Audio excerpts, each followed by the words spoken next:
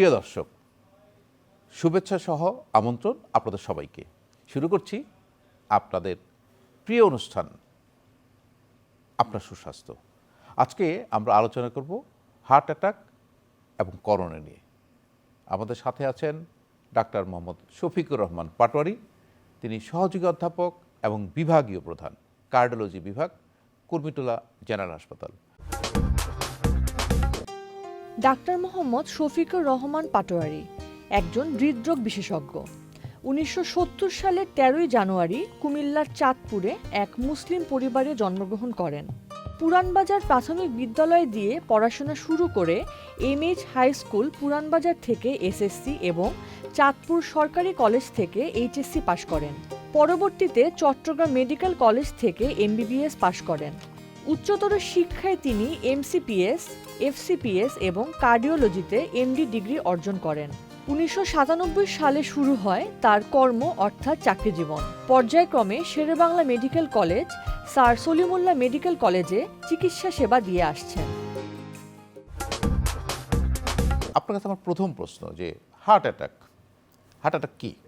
বর্তমান বিশ্বে আমরা যেটা দেখি, প্রতি 3 জনের মৃত্যুর একজন হচ্ছে হৃদরোগজনিত কারণে মৃত্যুবরণ করে।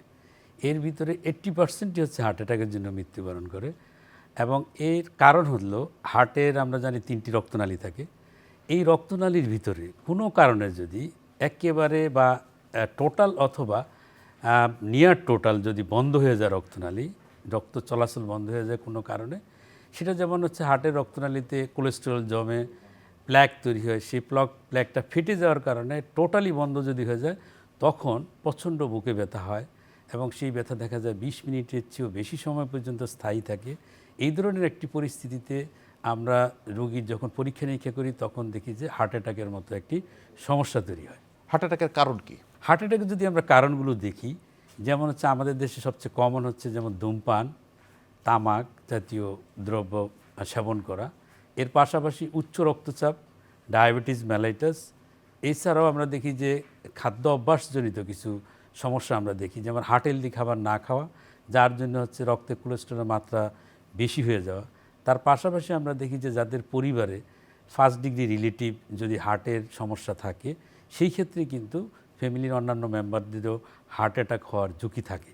এর পাশাপাশি আমরা যেটা দেখি, যাদের ওজন বেশি থাকে, যারা কায়িক পরিশ্রম কম করেন, যারা টেনশান অস্থিরতার ভিতরে বেশি থাকেন, ঠিকমতো ঘুমাচ্ছেন না, তারপরে আবার এয়ার পলিউশনকেও কিন্তু দায়ী করা হয়। তারপরে রক্তে আমরা দেখি প্রোটিন সি, প্রোটিন এস, এগুলো যদি ডেফিসিয়েন্সি থাকে, হোমোসিস্টিন যদি লেভেল বেশি থাকে, এই সমস্ত কারণগুলো হার্ট অ্যাটাকের জন্য দায়ী করা হয়। আমরা কি লক্ষণ দেখলে বুঝতে পারবো যে হার্ট অ্যাটাক হয়েছে? হার্টের যে মাংসপেশি থাকে, এই মাংসপেশি জন্য 2টি জিনিস কাজ করে। একটা হচ্ছে আপনার পানির লাইন বা যে রক্ত চলাচল, খাদ্য এবং পুষ্টি এবং নিউট্রিশন সাপ্লাই দেওয়া, আর একটা হচ্ছে ইলেকট্রিক্যাল লাইন থাকে হার্টে। এখন এই যে পুষ্টি যেটা যে যাচ্ছে রক্তনালী, তাহলে এই রক্তনালীতে যদি কোনো কারণে ব্লক হলে কিন্তু হার্ট অ্যাটাক। তখন কি হয়, সিমটমটা হচ্ছে বুকে ব্যথা, বুকের মাঝখান বরাবর প্রচণ্ড ব্যথা হয়, মনে হয় যেন পাথর চাপা দেওয়ার মতো ব্যথা। এবং বইগুলোতে যে ছবি দেওয়া থাকে, মানে হাতির পা দিয়ে দেওয়া থাকে অথবা পাথরের দিয়ে ছবি দেওয়া থাকে, যে এত বেশি ব্যথা রোগী ফিল করেন। এবং এই ব্যথার সাথে থাকে কি, যেমন সোয়েটিং থাকে, কপালগুলো ঘামিয়ে যাচ্ছে, শরীর একেবারে ঘামিয়ে যাওয়া। তার পাশাপাশি অনেক সময় বুক ধড়ফড় করতে পারে, কখনো কখনো দেখা যায় শ্বাসকষ্টের মতো সমস্যা হয়। এবং আপনি দেখবেন যে যেমন আমরা যেমন এখনকার যে পরিবেশটা দেখবেন যে বিকালবেলা একেবারে অন্ধকার হয়ে আসতেছে। যদি অন্ধকার হয়ে আসে তখনই তারপর আমরা ধরে নিই যে একটা ঝড় হবে, বৃষ্টি হবে। যেমন আমাদের এই রোগীগুলোকেও এরকম, যেমন যাদের বয়স 40-এর বেশি, যারা ধূমপান করেন, যাদের উচ্চ রক্তচাপ থাকে, ডায়াবেটিস থাকে, যাদের ওজন বেশি, এই ধরনের রোগীদের প্রেক্ষাপটে এদেরই যদি বুকে এরকম ব্যথা থাকে, তখনই কিন্তু আমরা ধরে নিই যে এটা হার্ট অ্যাটাকের জন্য হতে পারে। সেই ব্যথাটা দেখবেন 2 হাতে চলে যেতে পারে অথবা বাম হাতে যায়, কখনো চোয়ালে যেতে পারে, বুকের পিছনের দিকে চলে যায়, গলাতে মনে হয় যেন স্ট্র্যাঙ্গুলেশনের মতো চেপে ধরার মতো এই ধরনের ব্যথা সাধারণত হয়ে থাকে। কিন্তু আমরা যে ভুলটা করে বসি, আমরা মনে করি যে এটা গ্যাস্ট্রিকের ব্যথা, আচ্ছা একটু দেখে নিই সকাল হোক, অথবা অনেক সময় মনে করি যে না আমার তো আসলে একটু ব্যায়াম করেছিলাম এই জন্য ব্যথা হয়েছে।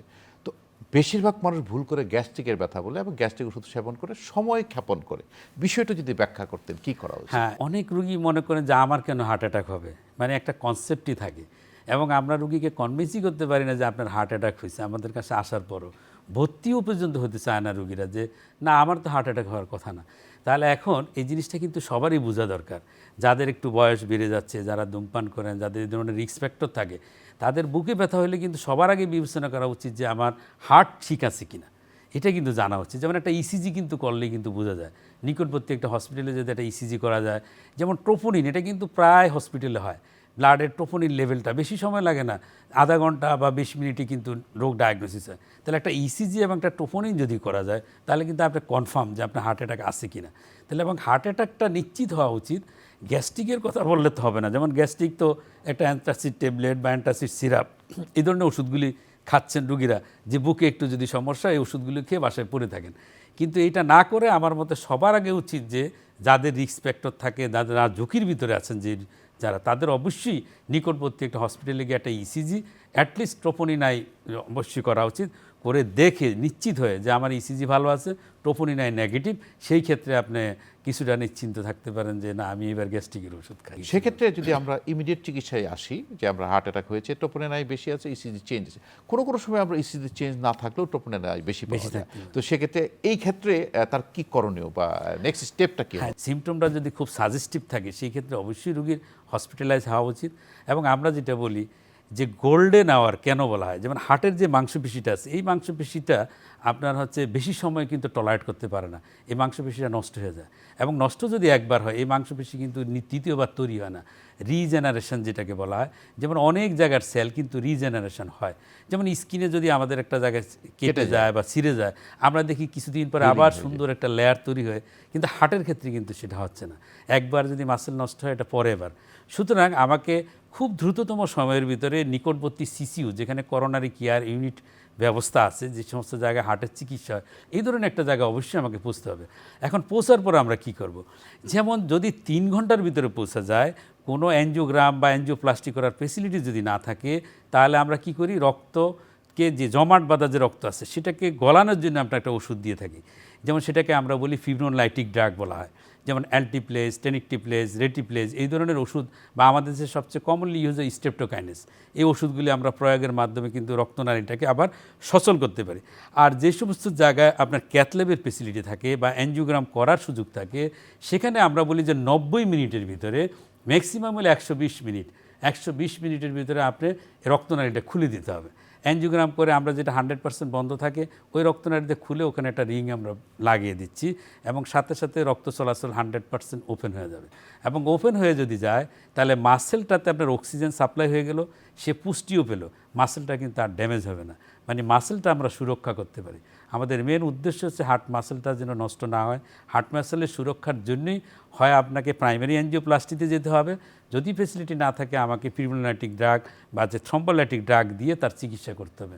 খুবই জরুরি এই বিষয়টা। কিন্তু পিসিআই কি দু ধরনের হয় কিনা, একটা প্রাইমারি, একটা সেকেন্ডারি, এটা কি আপনি বলতে চাচ্ছেন? যেমন প্রাইমারি পিসিআইটা মানে হলো যদি হার্ট অ্যাটাক হয়, হার্ট অ্যাটাক হওয়ার সাথে সাথে আমরা যে অ্যাঞ্জিওগ্রাম করে যে হার্টের 100% বন্ধ রক্তনালীকে যে খুলে দেওয়ার যে প্রক্রিয়াটা, এই প্রক্রিয়াকে বলা হয় প্রাইমারি পিসিআই।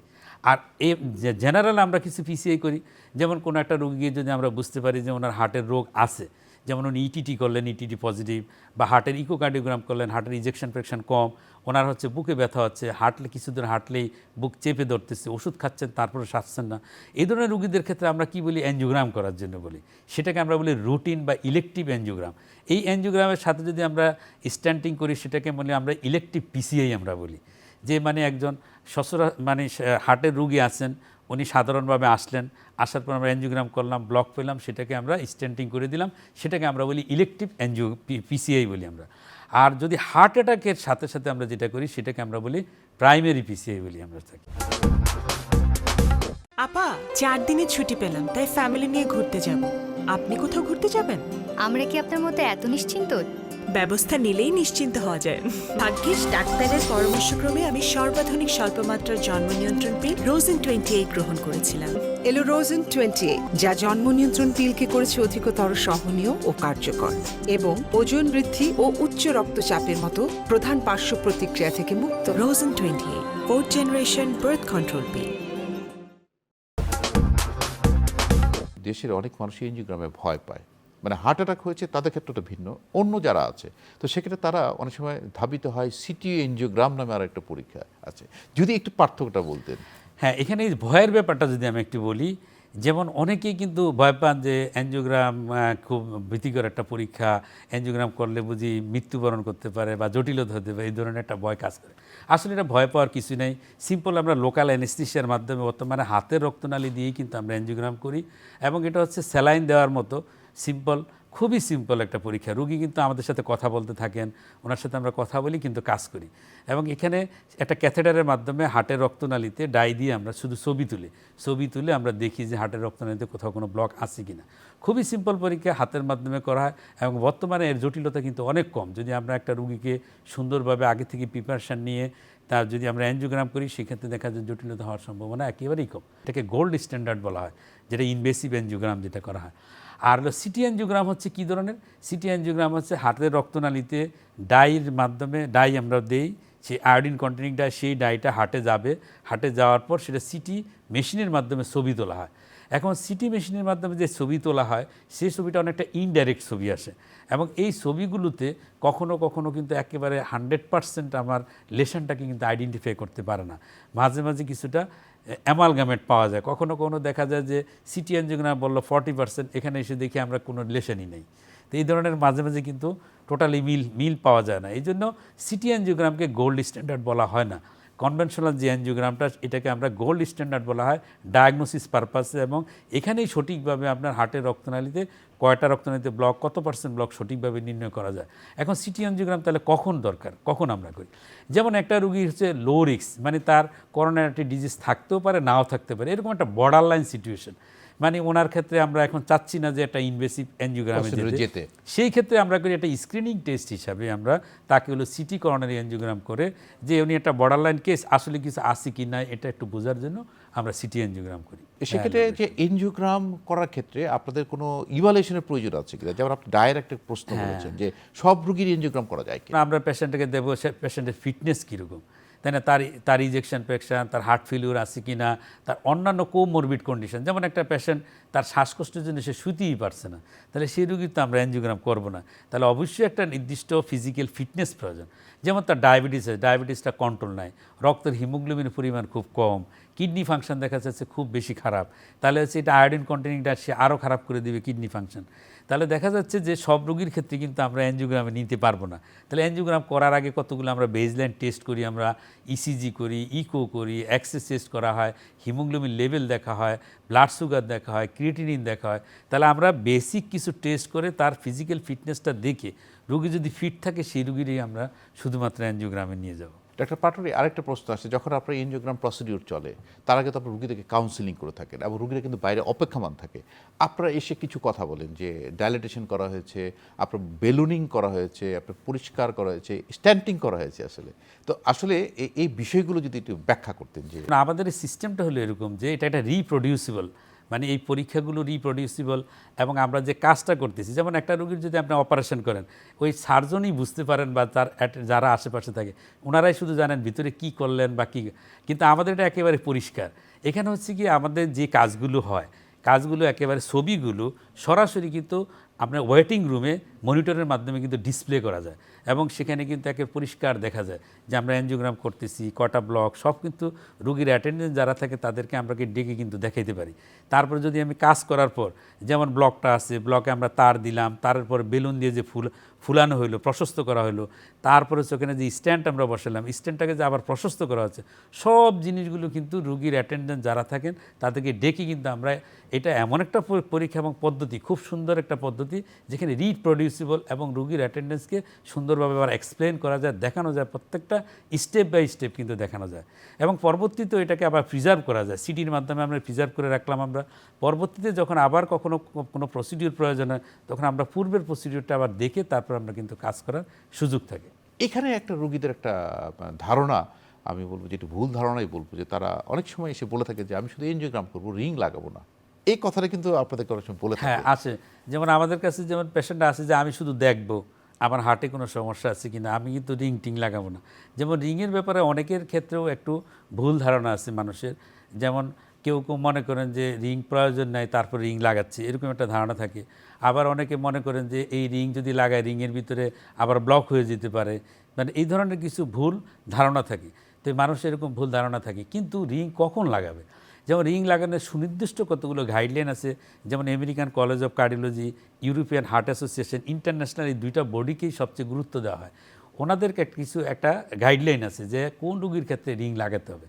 যেমন ধরেন 70% বা তার বেশি যদি ব্লক থাকে, সেই ক্ষেত্রে হচ্ছে ওষুধ খাচ্ছে কিন্তু রোগীর কিন্তু ব্যথা কিন্তু যাচ্ছে না, কিছু দূর হাঁটলেই কিন্তু আপনার চাপ লাগতেছে, বুকে ব্যথা লাগতেছে, তাহলে এই ক্ষেত্রে তো আপনার কোনো পথ নাই। যেমন ধরেন একটা ব্লক বা দুইটা ব্লক আছে, একটা ব্লকের জন্য আপনি ওষুধও খাচ্ছেন, তারপর হাঁটতেও পারতেছেন না ঠিকমতো, স্বাভাবিক কাজকর্ম করতে পারছেন, সেই ক্ষেত্রে কিন্তু আপনি যদি একটা স্ট্যান্ড লাগিয়ে নিতে পারেন। বর্তমান যুগে একেবারে এখন অনেক অ্যাডভান্স টেকনোলজির জন্য লেটেস্ট জেনারেশন যে স্ট্যান্ডগুলি এখন তৈরি হয়েছে, এই স্ট্যান্ডগুলি কিন্তু অনেক ভালো, এবং স্ট্যান্ডের ভিতরে পুনরায় আবার ব্লক হওয়ার ঝুঁকি কিন্তু অনেকাংশেই কম থাকে।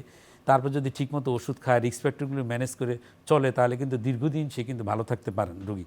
তাহলে দেখা যাচ্ছে যে আপনার স্ট্যান্ড সম্পর্কে যে ভুল ধারণা, সেই ভুল ধারণাটা আসলে এখন ওই ধরনের ধারণা করা উচিত না। কারণ হলো আপনার তো সমস্যা আছে বলেই তো সমাধানের জন্যই কিন্তু এটা। যেমন নেক্সট আর কি অপশান আছে, বুক কেটে যেটা অপারেশন করা, বাইপাস অপারেশন। আসলে বাইপাস অপারেশন যদি আপনি দেখেন যে একটা ব্লকের জন্য যদি বাইপাস, এটা একটা বড় অপারেশন, পুরো বুক কাটতে হয়, অনেক বড় অপারেশন, ঝুঁকিপূর্ণ অপারেশন, মৃত্যু ঝুঁকি আছে, একজন মানুষ কাজে যেতেও কিন্তু সময় লাগে। আর আপনি যদি অ্যাঞ্জিওপ্লাস্টি করেন, আপনি 2 দিন পরে কিন্তু হসপিটাল থেকে আপনাকে ছেড়ে দেওয়া হচ্ছে, আর আপনি কিন্তু 7 দিনের ভিতরে কাজে যোগদান করতে পারেন।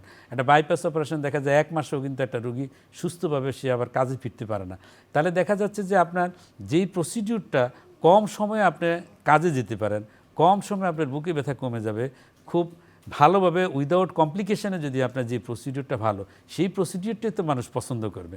সুতরাং সেই দৃষ্টিতে যদি আপনি বিবেচনা করেন, তাহলে একটা বা দুইটা ব্লকের ক্ষেত্রে আপনি স্টেন্টিংই হচ্ছে সবচেয়ে আধুনিক এবং বর্তমান যুগে সবচেয়ে ভালো একটা চিকিৎসা পদ্ধতি। এই যে রিং লাগানো রোগী, ওরা পরে একটা প্রশ্ন করে থাকে যে আমার এই রিং ব্লক হয়েছে কিনা জানার উপায় কি, এখন না, হ্যাঁ, পরবর্তী সময়। যেমন পরবর্তী সময়ে আসলে একজন রোগীর আমরা যেমন একটা বা দুইটা ব্লকের জন্য যে রিং লাগিয়ে দিলাম, আমরা স্ট্যান্টিং করে দিলাম, এখন স্ট্যান্টিং করার পরবর্তীতে অবশ্যই পেশেন্টকে কিছু নিয়মকানুনের ভিতরে যেতে হবে।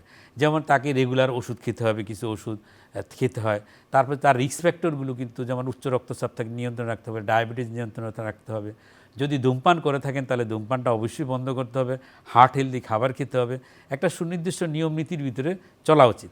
এখন দেখা গেল যে অনেকে এই নিয়ম নীতির ভিতরে চলছেন না, তারপরে অনেক সময় জেনেটিক ফ্যাক্টরের জন্য, যেমন ফ্যামিলি হিস্ট্রি আছে তার হার্টের, সেক্ষেত্রে কী হইতে পারে, যেমন ভবিষ্যতে কি অন্য রক্তনালীতে তো ব্লক হইতে পারে। যেমন আমরা একটাতে কাজ করলাম কি, ডিজিজটা তো প্রগ্রেসিভ ডিজিজ, এখনও পর্যন্ত এমন কোনো ড্রাগ আবিষ্কার করা যায় নাই যেই ওষুধে টু দ্য পয়েন্টে কাজ করে এই রোগটাকে স্টপ করে দিতে পারে। এই ধরনের কিন্তু কোনো ওষুধ নাই। যে ওষুধগুলো হচ্ছে সেগুলো হচ্ছে কি আপনাকে কন্ট্রোল করার জন্য, সিমটম রিলিভ করার জন্য। তাহলে এই প্রগ্রেশনকে বন্ধ করার জন্য কোনো ওষুধ কিন্তু এখনও আবিষ্কার হয়নি।